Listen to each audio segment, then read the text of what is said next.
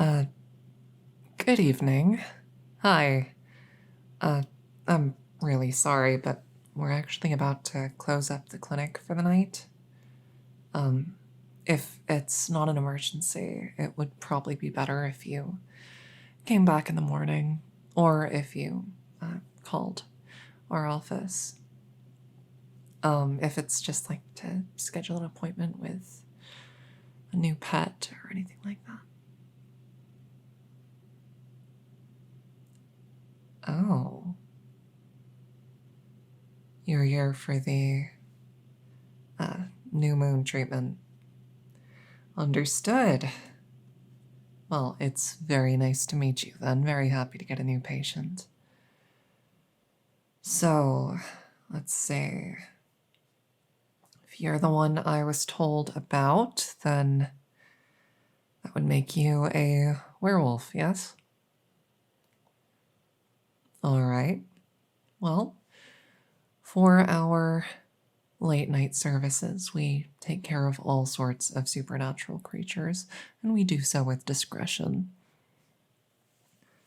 So, let's get started, shall we? Might as well not delay.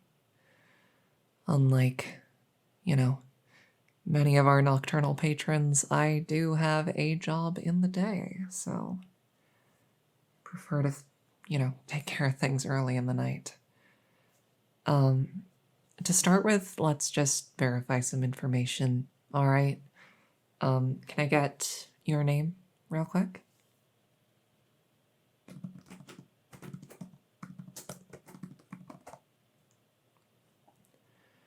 Okay, and you are a lycanthrope. All right, can I get your date of birth just for confirmation purposes?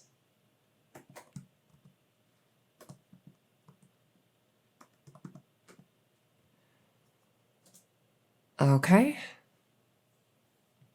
Wonderful.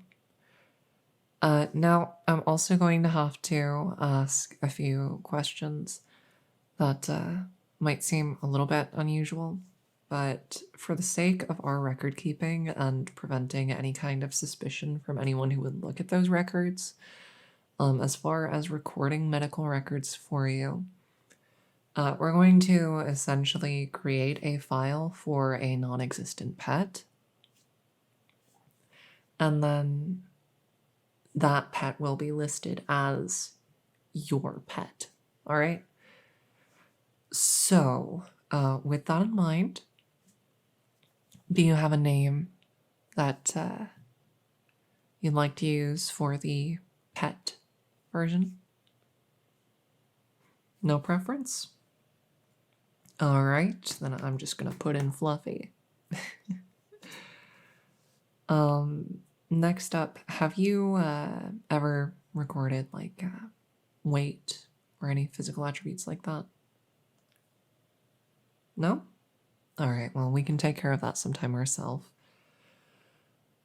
Next up, I would also just like to verify breed.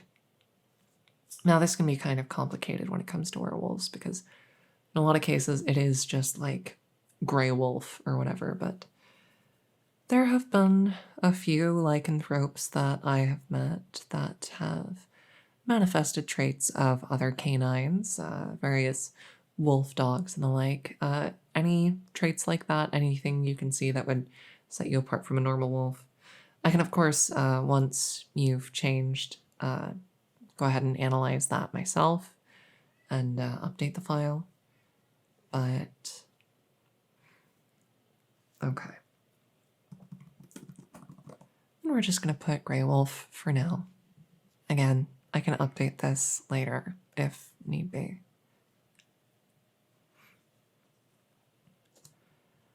All right. And lastly, I would just like you to let me know if there are any particular concerns that you have, if you've noticed any pain or discomfort, if you are experiencing fatigue, nausea, dizziness, anything unusual in your wolf form.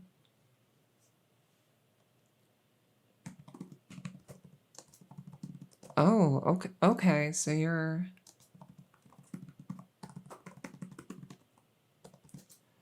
you are fresh turned, huh? Well, honestly, that's a really good thing. So, fresh enough that you don't have much control when you're changed or much memory of the change, right? Well, can I just say first and foremost that it is very, very good of you to get in for a checkup as soon as possible. Whoever it is that turned you is clearly being very responsible about all this, and that is genuinely wonderful to hear. A lot of werewolves, vampiric sires, they turn someone and then they just, poof. It's like a absentee parent, but in the supernatural world, and it's great to see that you are not experiencing that. So, in that case, we are going to look into some options to potentially help expedite the process by which you gain awareness and control during your transformations, just so that you can have an easier time every full moon. And so you're not at risk of hurting yourself or of hurting anyone else, because that is absolutely the last thing we want to see, right? So we're gonna consider a few things, but we can get to that once I have had a look at you, okay?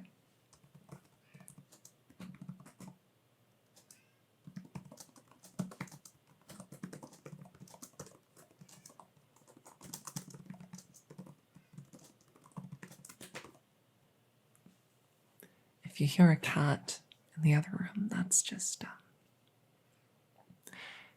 we're doing some inpatient care for a cat. He's fine. He's going to be fine, but he just needs to be monitored. So he's going to be staying here for a bit.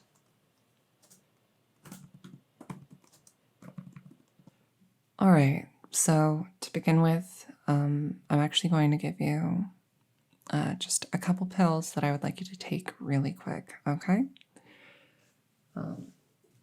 Now, what these pills are going to do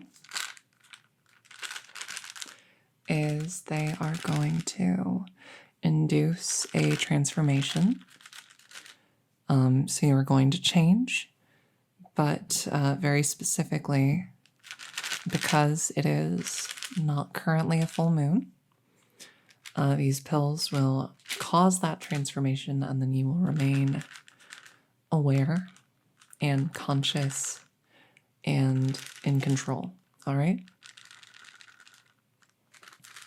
So, first off, I'm just going to have you take this. All right? And you go ahead and swallow that. This first one is to sort of prime your body for change. And then we have over here, we are, this smaller pill right here. Once we give that other pill just a tiny bit to take effect, this one is going to be the pill that actually triggers the change.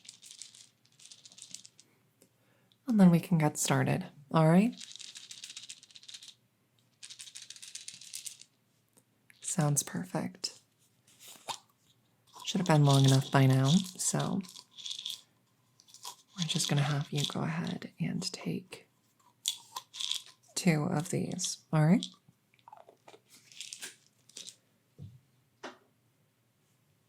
Perfect. And now we give it just a few seconds, and there you are. So how's it feel? Oh, no. Don't try and talk. It's not gonna work. Your mouth isn't made for that anymore. I can see your tail's wagging, though. Which, fun fact, actually, in wolves is a sign of aggression most of the time. But interestingly enough, in werewolves, this is it's a study of, it's a subject of debate, actually, among supernatural scholars. But the current leading theory is that because of humans' preconceived notions of canine expressions of emotions, the majority of werewolves find an instinctive urge to display emotion in a way more in line with a dog than a wolf. It's fascinating stuff. There's some great literature on it. I would totally be willing to share it with you sometime if you wanted. I'm kind of a nerd for this stuff. Shocker, right? Veterinarian who's also a witch finds supernatural stuff, especially supernatural creatures, really interesting. Who would have guessed? All right, so we can get your measurements and get your weight a little bit later. Right now, what I would like to do, first off, is I would like to get a measure of your pulse, okay? And your breathing. So we're gonna go ahead and use a stethoscope. And then we're going to check your eyes and your ears, just to see how responsive they are. And then the last major thing for tonight is I'm going to pat you down, essentially. We're going to squeeze your little tummy. We're going to feel by your ribs. And essentially, I'm going to try and notice if there are any unusual lumps or anything like that. Or obviously, if you experience any pain during the course of that, what we'll do, and this is honestly a great thing about taking care of a werewolf rather than an ordinary dog, is that you first off can tell that what I'm doing is, for your sake. But more than that, you can communicate things to me in a more concise and accurate way. And so if you experience any pain at any point, I want you to just let out a little yelp and we'll move on from there. And then once you have changed back, we can talk about it, okay? And get a clearer picture of exactly what is going on, okay? Perfect. In that case, let's get started. I'm just gonna get my gloves on real quick.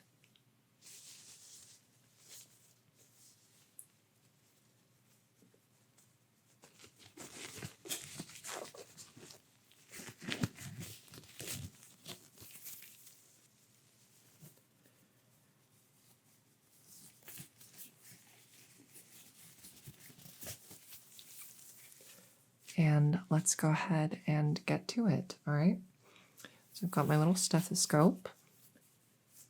And first off, I'm just gonna put it right against this side here, okay? And what I want you to do for me is take a deep breath in and out.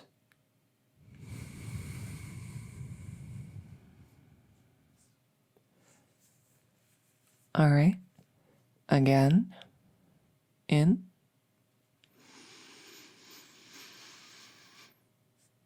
and out.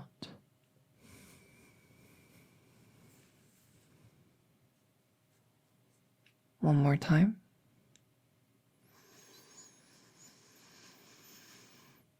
And out.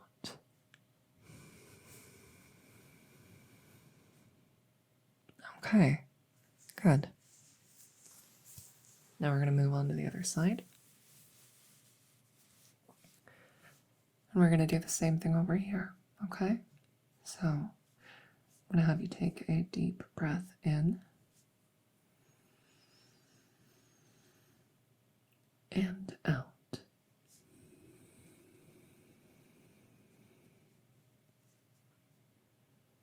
In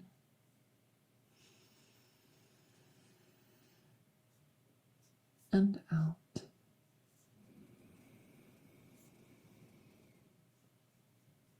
one more time for me. In.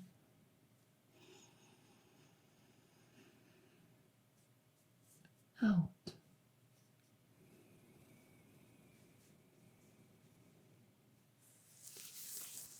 Okay. Your breathing sounds good, sounds steady. Everything is looking great so far. I do believe, and again, I can't get a super accurate gauge of this from just a quick look over, but you do seem to have something mixed in there. It's giving husky or Malamute kind of vibes. So we might want to look into that in the future. Knowing the particulars can help us anticipate potential health challenges you might experience later on. I actually once took care of a werewolf who their wolf form actually had some pug mixed in there somehow. And so, knowing that beforehand helped us anticipate things like some of the breathing issues that they ran into later on. And this is just something for you to know going forward, is that so the health of your human self and your canine self are not necessarily linked. You can have certain health issues in one form that don't manifest at all in the other, and vice versa. So it's important to get checkups both by a human doctor and by a veterinarian like myself. So now what I'd like to do is I'd like to just take a look into each of your eyes and check how your pupils dilate, all right? So I would like you to just look right at this light right here. Okay.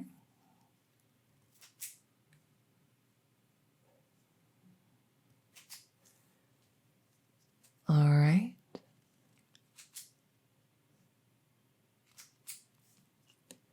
I gotta say, so far, you seem like the very picture of health. All right. Now, moving on just a little bit, we are going to take a nice little look at your ears, okay? So I'm going to shine my little pen light in there, and we're just going to see what we got going on, okay? All right. This might tickle a little. Just try and sit still for me. Thank you. So if I just...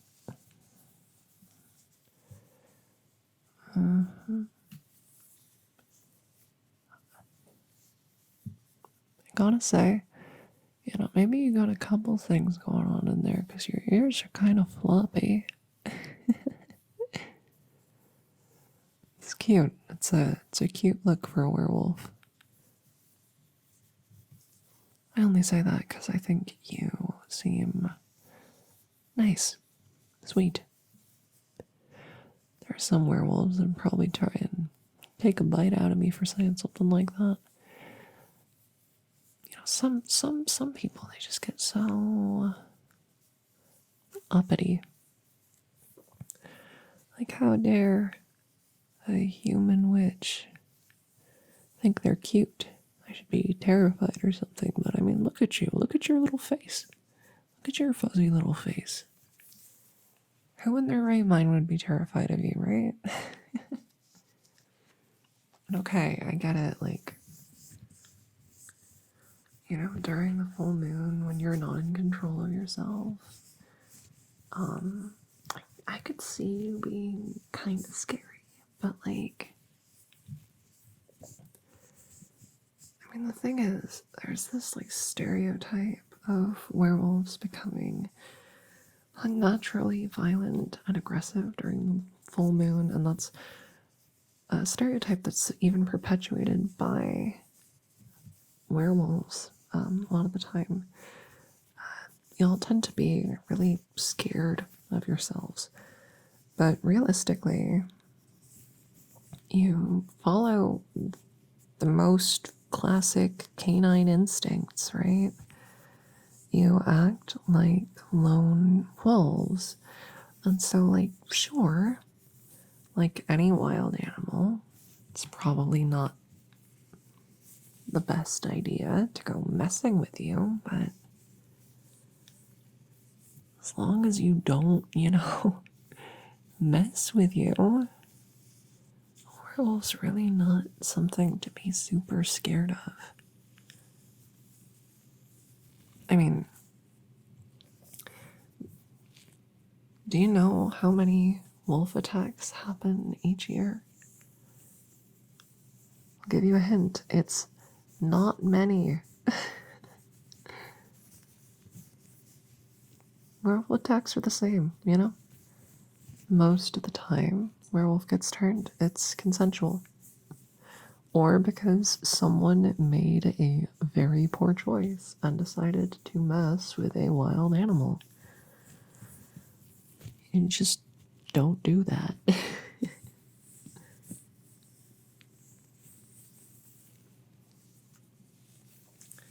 All right. Everything's looking good so far. Now we are just going to go ahead and we're going to palpate your tummy. That's a $5 word for you. I'm going to squish it and feel it up a little bit. And yeah, we're going to see if there's anything noticeable going on, okay? And again, if you feel any pain at all during any part of this process, I would like you to express that to me. For clarity's sake, I would like you to express it in a way that is not snapping at me, okay? Okay. And if we're on the same page, then how about I get started?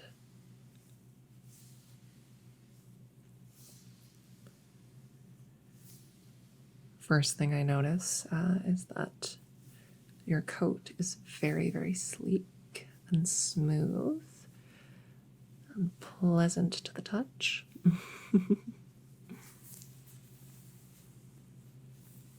And, much like with humans, healthy hair, healthy fur can be a sign of good health. Not that you can't have concerns and still have good hair.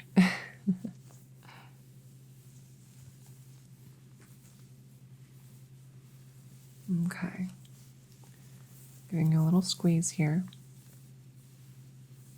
Any pain? No? Okay. That's good. We're going to do the same on the other side.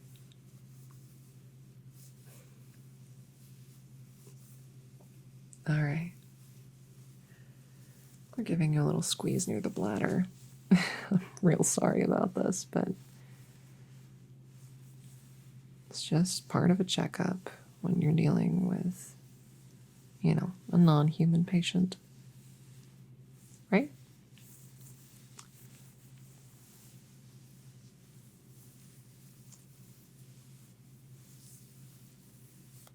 You're doing very good. You're doing very good. You're staying very still. It's another thing that's nice about lycanthropes. You don't get quite so squirmy as some of the dogs I get in here. Don't even get me started on the cats. Of course, I do also work with other witches' familiars, and they tend to be very well behaved because of the telepathic bond they have with, their witch. means they also are capable of understanding that this is for their own good.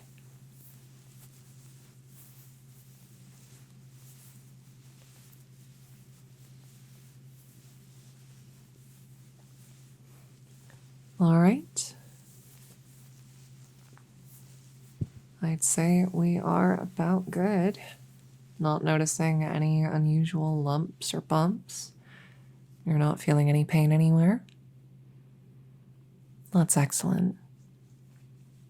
Then in that case, I'm going to have you just relax in the clinic for now. In about 10 to 20 minutes, you should revert to your previous form. I'll go ahead and get your weight and your measurements before then. I would also like to, once you have changed back, discuss potential methods for easing your transformations going forwards. There are certain medicinal herbs as well as simple spells and rituals that we can attempt to employ that should hopefully expedite the process of building a connection with your other self and taking control during the full moon. And as soon as you manage that, things will change pretty drastically. The full moon will stop being something to be scared of and turn into something where, you turn into a puppy and run through the woods with your friends, right? But we can talk about that later, once you've changed back. For now, how about you just take a little bit to rest, okay? I have some treats for you here if you would like. I, of course, have dog treats, but even in this form, with your human consciousness awakened, I'm not sure they would be to your taste. So I do also have some cookies and little bits of bacon, if you like.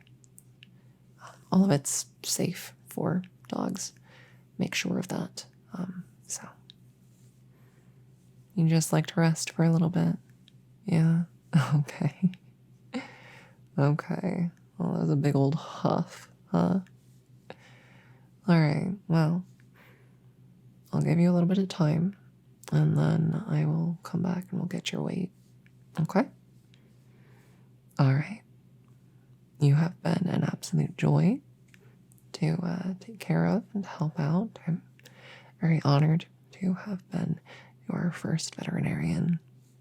And I look forward to seeing you more in the future, though hopefully not too soon, right? Alright. I'm gonna go check on the old cat, see how he's doing, okay? I'll be right back.